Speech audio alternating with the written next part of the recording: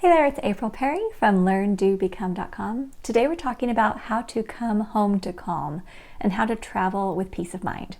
If you've ever gone on a trip and you were stressed the whole time you're gone because your mind was swirling about things that you needed to do when you got home, and then you got home and you felt overwhelmed and you were stressed and you're thinking, I never want to go on a trip ever again, then today we're going to solve that and help you to feel calm and peaceful and move forward doing things that matter most.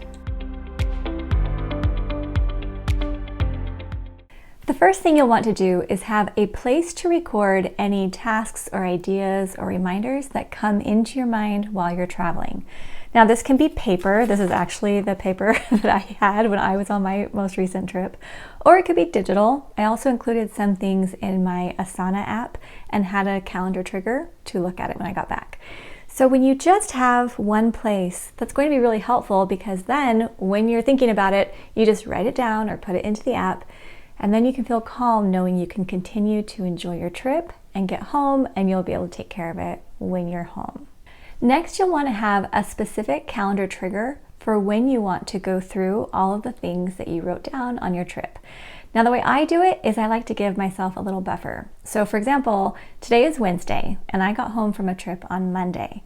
I knew I needed a little bit of a buffer. So on Tuesday, I got some extra sleep. We did our grocery shopping. We unpacked all of our suitcases.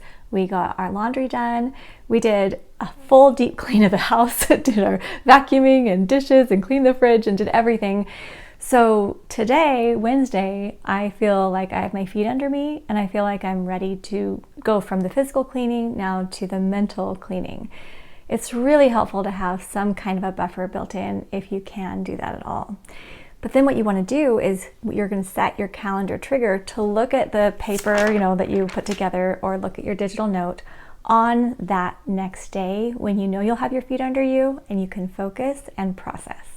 Next, you'll want to have an additional mind sweep just before you do your processing. So for example, as I sit down today to go through the list that I made on my trip, there are some new things I need to add. Spencer asked if I would take him to the library so we could get some books. We found out that our oven broke while we were gone.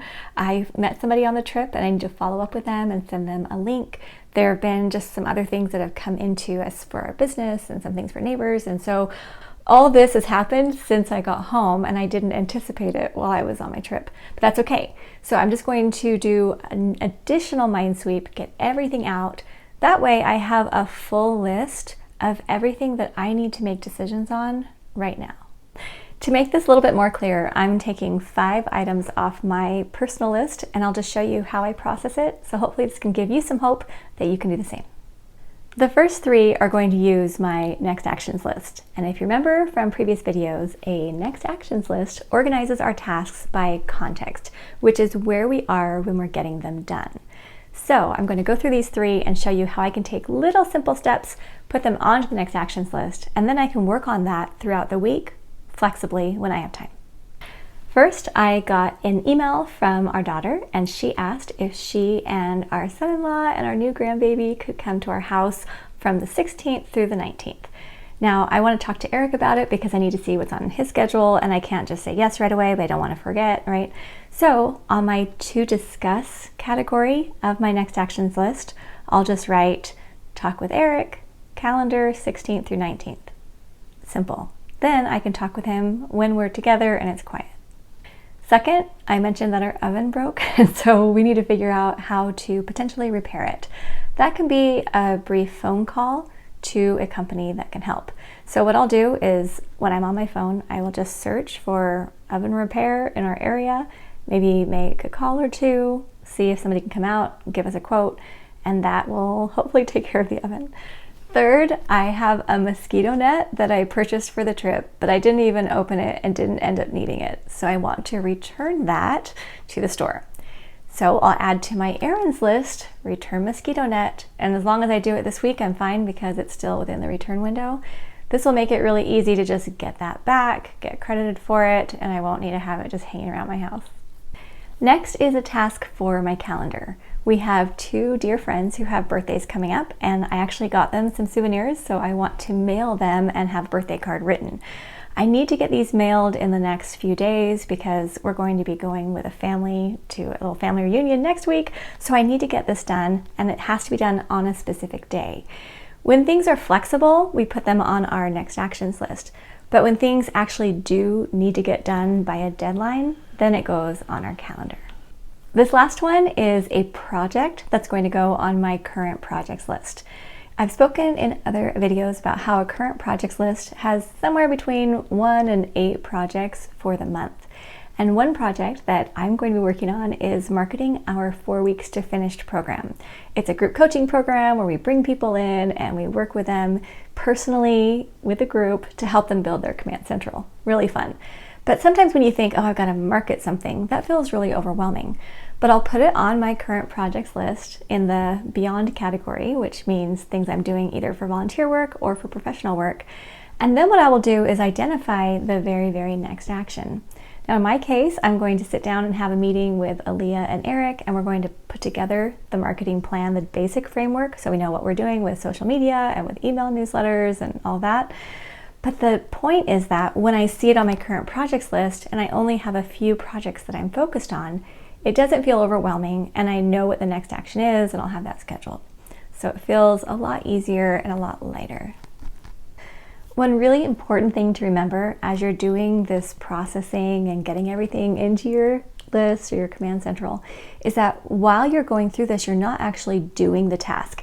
It will feel very tempting to say, oh, let me just make this phone call right now, or let me go do this project right now, or I can clean the closet, or I can, go do all these errands right this minute, because it feels good to move forward when you work on what's top of mind.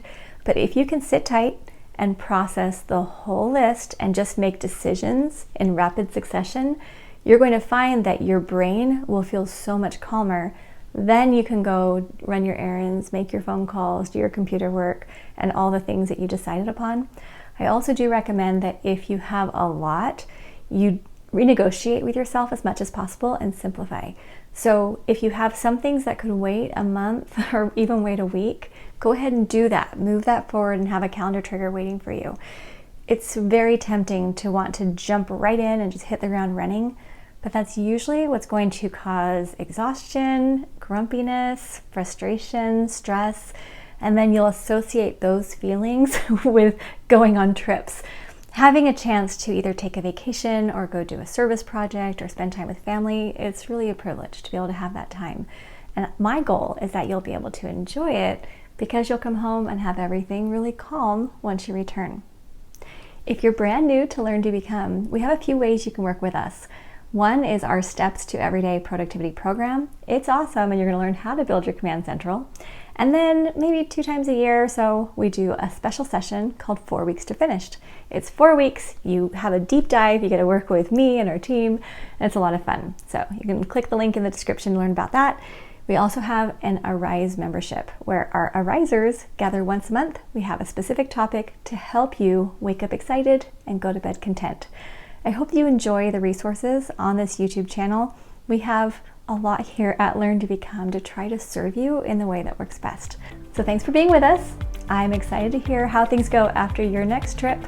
Please let me know in the comments how it worked. Did you come home and do your mind sweep?